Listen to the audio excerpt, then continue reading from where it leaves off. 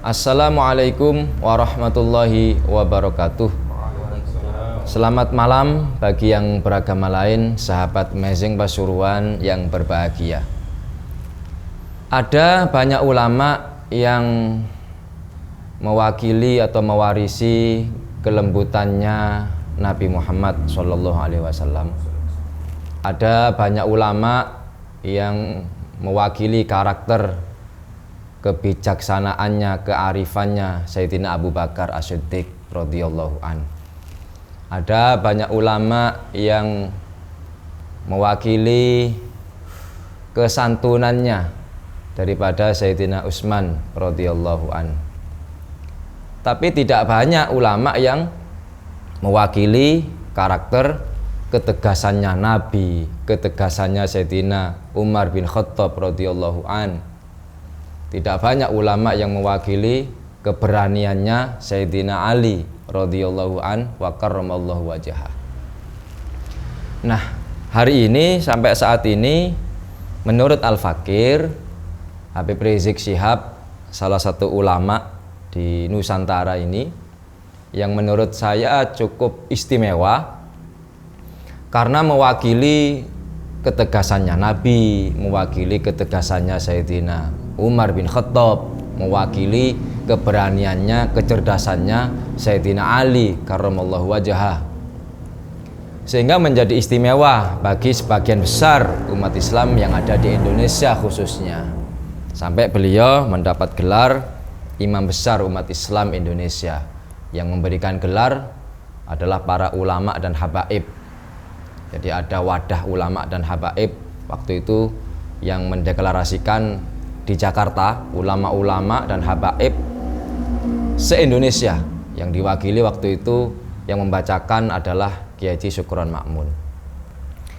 Nah, ketegasannya Habib Rizik ini akan semakin terlihat dengan jelas ketika berhadapan dengan berbagai macam kemaksiatan, kemungkaran, kezaliman, termasuk juga ketegasan terhadap penistaan kepada agama Islam. Dan itu sangat-sangat bisa dirasakan, sangat-sangat mudah kita cari faktanya ketika banyak terjadi berbagai macam aneka kemaksiatan, kemungkaran, baik kemungkaran syariat maupun kemungkaran akidah, penyimpangan pemikiran, mulai adanya perjudian, prostitusi, miras. Yang paling berani, yang paling tegas di dalam menghadapi kemaksiatan itu tidak ada lain selain Habib Rizik Syihab dan beberapa ulama-ulama yang lainnya tentunya.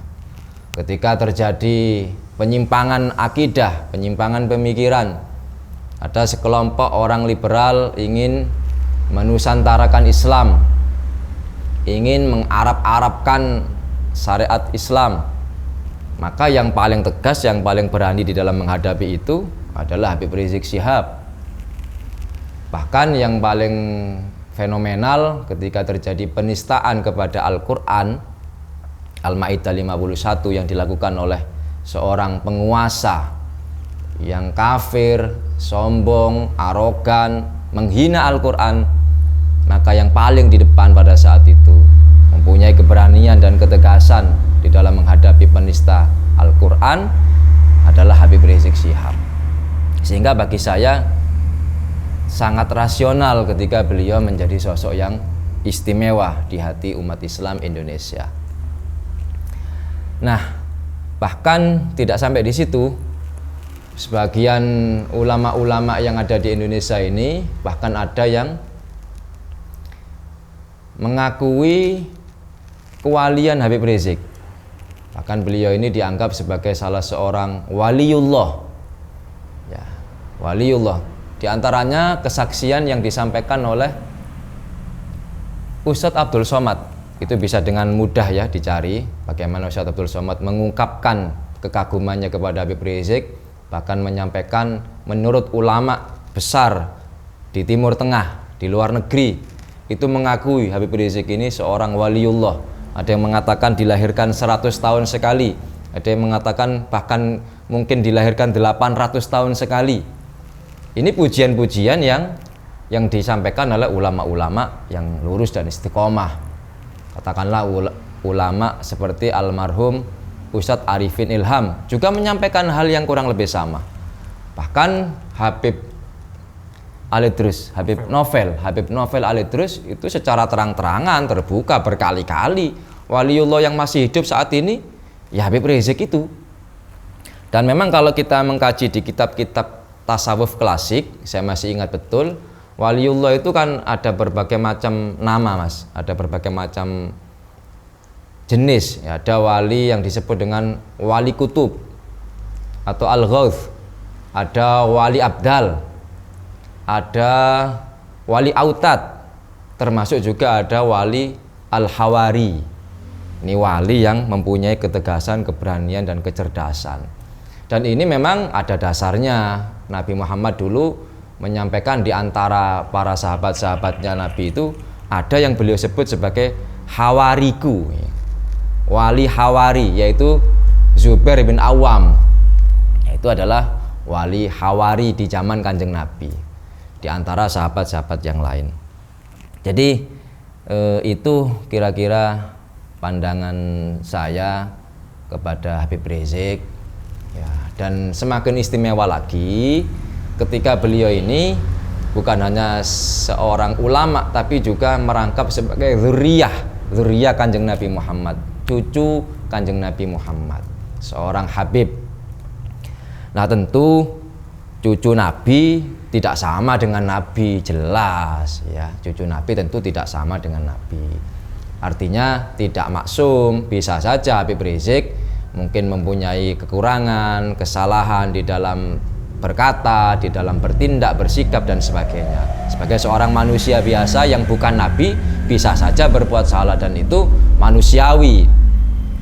Nah, tapi tentu tidak bisa menghilangkan bagaimana kelebihan, keutamaan daripada jasa daripada Habib Rizik ini kepada Islam, khususnya yang ada di Indonesia. Nah, sahabat Amazing Pasuruan, pada saat saya di penjara beberapa waktu yang lalu karena membela Habib Rizik, jadi secara kronologis ada saatnya nanti akan saya ungkap semuanya, kezaliman dan kejanggalan yang terjadi pada proses penangkapan saya. Tidak pada malam hari ini, tapi ada saatnya nanti akan saya sampaikan semuanya. Jadi pada saat saya ditangkap bersamaan dengan Habib Rizik juga ditangkap di Jakarta. Jadi pada malam yang sama, pada saat itu secara singkat saya dimasukkan dalam tahanan di bawah tanah. Pada saat itu saya berpikir, mengapa yang membela dzurriyyah Kanjeng Nabi, yang mazlum, yang membela Habib Rizik yang dizalimi sedemikian rupa di penjara, sementara mengapa yang menzalimi Habib Rizik semakin berkuasa, semakin semena-mena. Waktu itu saya sempat berpikir seperti itu dalam kondisi yang sedih, ya namanya di penjara ya. Terus kemudian saya teringat Habib Rizik ini banyak yang mengatakan beliau ini adalah salah seorang waliullah. Waktu itu saya berpikir kalau memang Habib Rizik ini seorang wali, pasti beliau tahu kalau saya di penjara. Karena beliau waktu itu tidak tahu ya kalau saya di penjara, pasti tidak dapat informasi ya, karena saya di penjara, beliau juga di penjara. Waktu itu kalau Habib Rizik ini wali, beliau pasti tahu kalau saya di penjara. Beliau pasti tahu kalau ada pembelanya di Jawa Timur yang juga di penjara. Dan saya berharap Habib Rizik datang dalam mimpi saya. Pada malam pertama itu ya, di dalam tahanan, pada malam itu tidak terjadi apa-apa. Habib Rizik tidak datang dalam mimpi. Allah tidak mentakdirkan datang dalam mimpi. Malam kedua saya terus sambil baca sholawat ya, sambil baca sholawat, karena memang tidak ada lagi yang bisa dilakukan. Waktu itu Al-Quran masih belum bawa saya ya, hanya bisa baca sholawat, baca zikir, baca sholawat, terus sampai tertidur ya. Malam kedua saya juga masih berpikir, kalau memang Habib Rizik ini wali, dia pasti akan Allah izinkan untuk datang dalam mimpi saya. Ternyata malam kedua masih tidak ada mimpi ya, saya tidak dapat mimpi apa-apa di malam kedua. Nah, di malam ketiga saya masih ingat, kalau Habib Rizik wali, pasti Allah akan mengizinkan Habib Rizik untuk datang menjenguk saya meskipun melalui mimpi ya. Tapi kalau Habib Rizik bukan wali, Habib Rizik tidak datang dalam mimpi, berarti beliau hanya sebatas seorang ulama sajalah, seorang ulama, seorang habaib, seorang pejuang Islam, tidak lebih dari itu.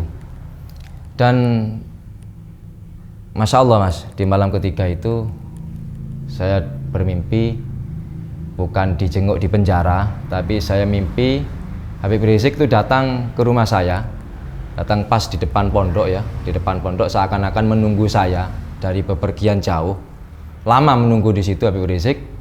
Terus dapat sekian lama saya datang, Habib Rizik menyambut saya, dipeluk ya, saya dipeluk. Tidak mengatakan apa-apa, beliau tidak mengatakan apa-apa. Beliau memeluk saya erat, agak lama ya, beliau memeluk saya erat, seakan-akan beliau mengatakan, kamu tidak usah sedih, kamu jangan takut, kamu ini berada di jalan yang benar ya. Meskipun tidak dengan kata-kata, tapi beliau memeluk saya seakan-akan beliau mengatakan itu. Itu saya rasakan betul mimpi itu, insya Allah ru'yatus shodiqoh, mimpi yang nyata.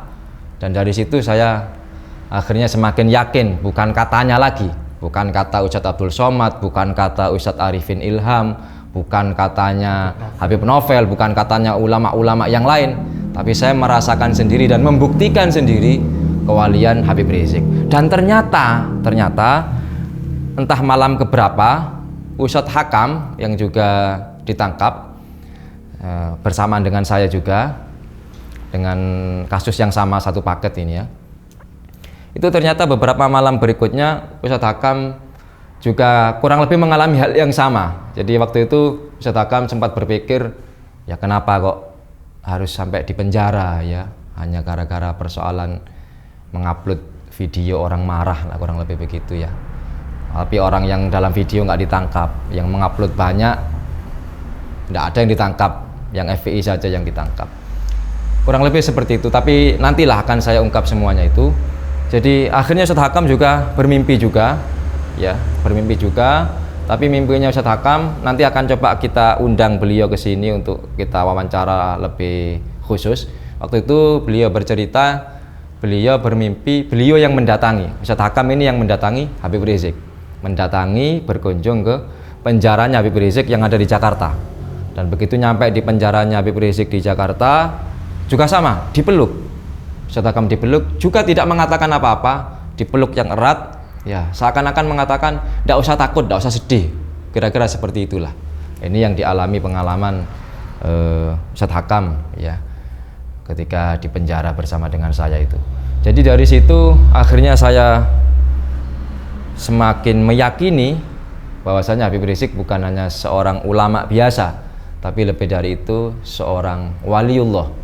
Lebih tepatnya kalau kita kaitkan dengan teori di dalam kitab fikih, di dalam kitab tasawuf klasik ya, itu tadi yang sudah kita bahas sedikit. Insya Allah beliau termasuk wali hawari ya. Inilah sahabat Amazing Pasuruan ya, sehingga pada saat itu setelah mimpi itu, malam-malam berikutnya semuanya kesedihan, ketakutan itu sudah semakin hilang, semakin berkurang, semakin hilang. Karena pada saat itu saya sudah sampai pada titik bahwasanya saya yakin insya Allah saya akan bersama dengan Habib Rizik dunia akhirat ya. Dari mimpi itu saya meyakini ini adalah sebuah isyarah dan bisyarah bahwasanya insya Allah mudah-mudahan, dan saya husnudzon billah, insya Allah saya akan bersama Habib Rizik dari dunia hingga akhirat. Mungkin itu sedikit yang bisa Al-Fakir bagikan, mudah-mudahan ada manfaatnya untuk kita semuanya. Demikian yang bisa saya sampaikan, kurang lebihnya mohon maaf. Wa akhirun wal afu minkum, assalamualaikum warahmatullahi wabarakatuh. Waalaikumsalam.